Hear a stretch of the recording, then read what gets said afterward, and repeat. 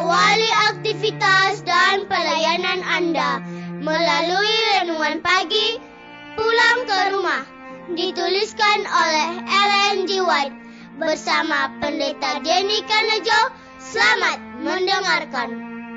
Shalom, selamat pagi para pendengar yang setia. Selamat menikmati hari yang baru. Selamat menerima berkat Tuhan melalui audio Renungan Pagi. Renungan Pagi saat ini tanggal 6 Juni 2020 berjudul Hukum Taurat itu Kudus. Ayat inti kita terambil di dalam buku Roma 7 ayat 12. Demikian firman Tuhan. Jadi hukum Taurat adalah kudus dan perintah itu juga adalah kudus, benar dan baik. Mari kita ikuti penjelasannya. Karena hukum Allah itu sempurna adanya, setiap perubahan daripadanya adalah jahat. Orang-orang yang tidak menuruti hukum Allah dan mengajar orang berbuat yang sama, dihukum oleh Kristus. Kehidupan penurutan juru selamat memenuhi tuntutan hukum. Hal ini membuktikan bahwa hukum itu dapat dilakukan di dalam kehidupan manusia dan menunjukkan keluhuran tabiat sehingga penurutan dipertumbuhkan. Barang siapa yang menurut sama seperti penurutannya, menyatakan bahwa hukum itu kudus, benar, dan baik. Dicatat di dalam Roma 7 ayat 12. Sebaliknya barang siapa yang melanggar hukum Allah berarti membantu pernyataan iblis bahwa hukum itu tidak adil dan tidak dapat dituruti. Dengan demikian, mereka menguatkan penipuan pembohong besar itu dan melemparkan hinaan atas Allah. Mereka itu adalah anak-anak si jahat yang pertama-tama melawan hukum Allah, memperkenankan mereka masuk sorga, berarti membawa masuk kembali unsur perpecahan dan pemberontakan dan membahayakan kesejahteraan semesta alam. Tidak seorang pun yang akan masuk kerajaan itu yang sengaja melanggar salah satu asas hukum Allah. Rabi-rabi menganggap kebenaran mereka sebagai surat izin masuk ke sorga, tetapi Yesus mengatakan bahwa itu tidak cukup dan tidak ada artinya.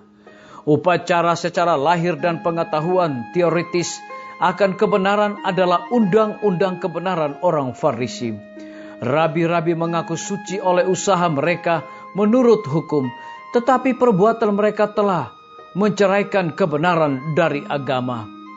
Sedang mereka amat cermat di dalam mengadakan upacara-upacara, kehidupan mereka tidak senonoh dan hina. Apa yang disebut kebenaran mereka tidak dapat membawa masuk ke dalam kerajaan sorga. Penipuan yang terbesar pikiran manusia pada zaman Kristus ialah hanya oleh menyetujui kebenaran yang mereka anggap sebagai kebenaran. Di dalam semua pengalaman umat manusia, satu pengetahuan teoritis saja tidak cukup untuk menyelamatkan jiwa. Ia tidak mengeluarkan buah-buah kebenaran. Satu perhatian yang disertai perasaan cemburu terhadap apa yang disebut kebenaran agama sering menyertai kebencian atas kebenaran yang sejati, seperti yang dinyatakan di dalam kehidupan. Pasal-pasal yang tergelap dalam sejarah dibebani dengan catatan perbuatan-perbuatan kejahatan yang dilakukan oleh orang-orang beragama yang sangat fanatik. Orang Farisi mengaku bahwa mereka adalah anak-anak Abraham dan membanggakan petunjuk-petunjuk Allah yang ada pada mereka.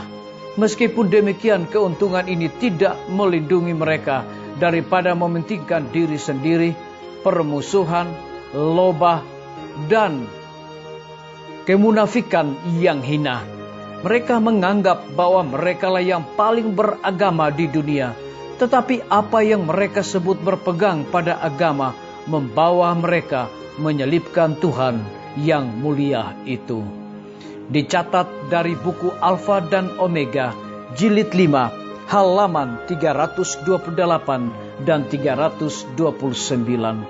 Saudara-saudaraku, para pendengar yang setia dimanapun Anda berada saat ini, semoga firman Tuhan hari ini akan menjadi berkat rohani bagi kita semua dalam melakukan aktivitas kita masing-masing.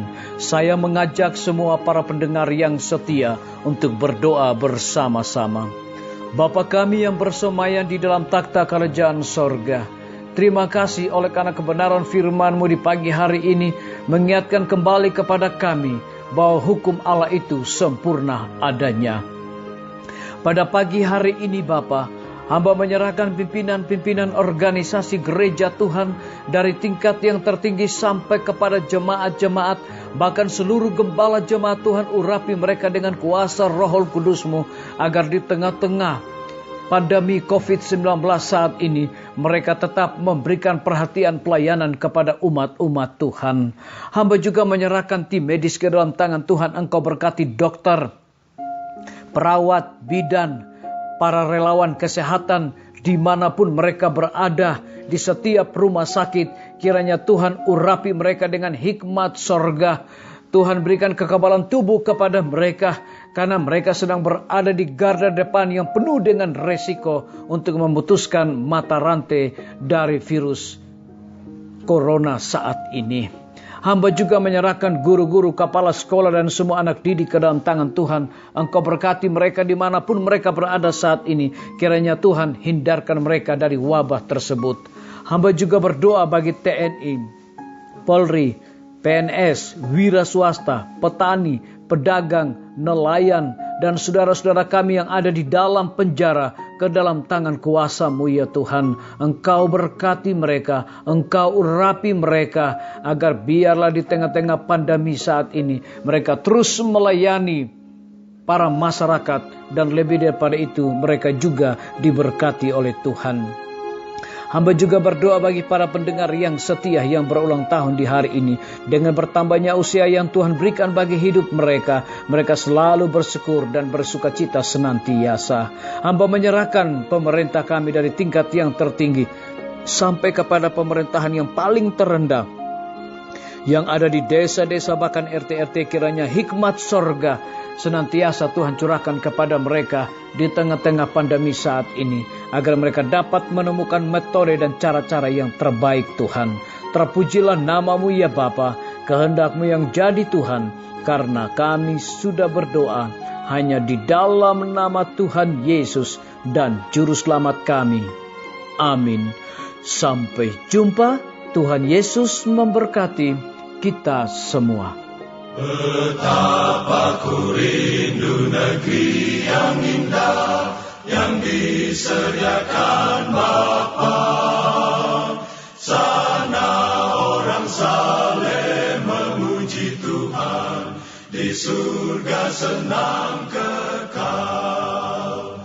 Ku rindu ke surga, sana rumahku, rindu masuki gerbang mutiara, tak pernah bersusah atau gentar, di surga ku hidup kekal. Sana ku pandang wajah Rajaku, yang tak mati gantiku, bersuka cita